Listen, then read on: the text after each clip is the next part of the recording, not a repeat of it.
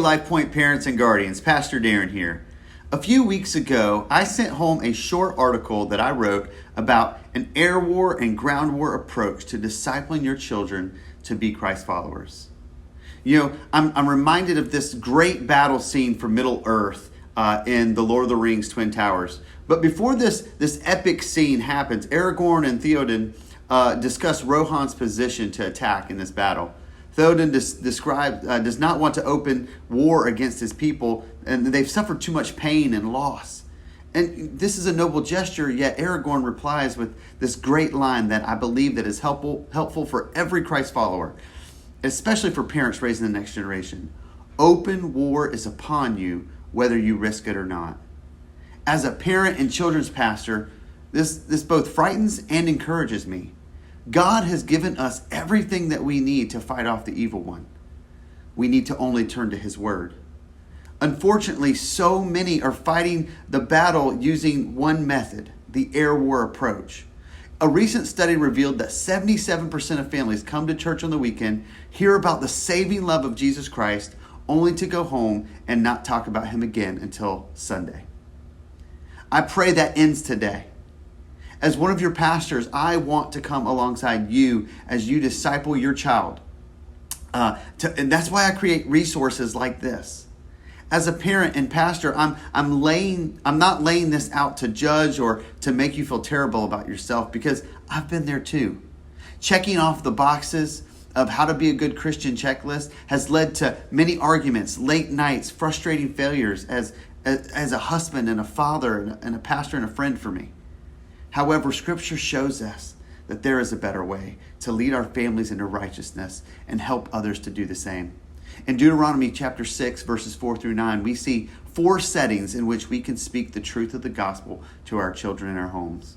Moses provides this great outline for what raising the next generation of believers looks like.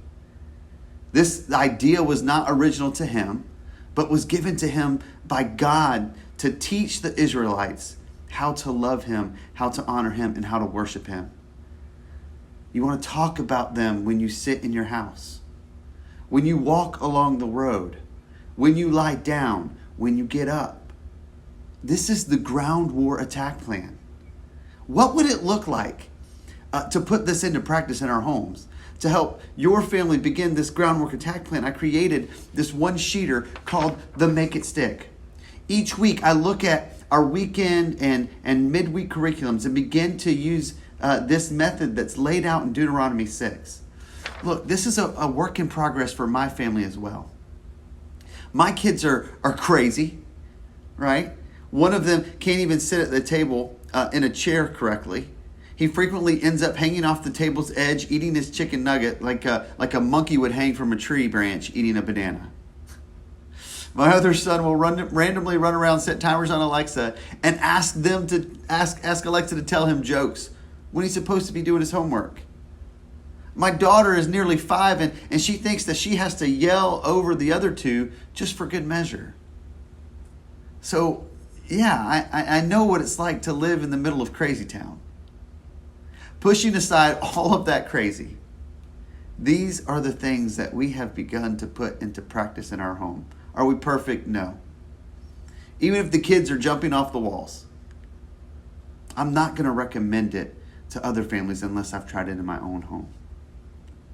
Some things that don't work in my house might work in yours, and vice versa. The point is to make bringing Christ into our homes a practice. It may seem like a lot to do daily, so start small and develop family habits together. I'm praying for God to move in your family as you live the life of a disciple making disciples.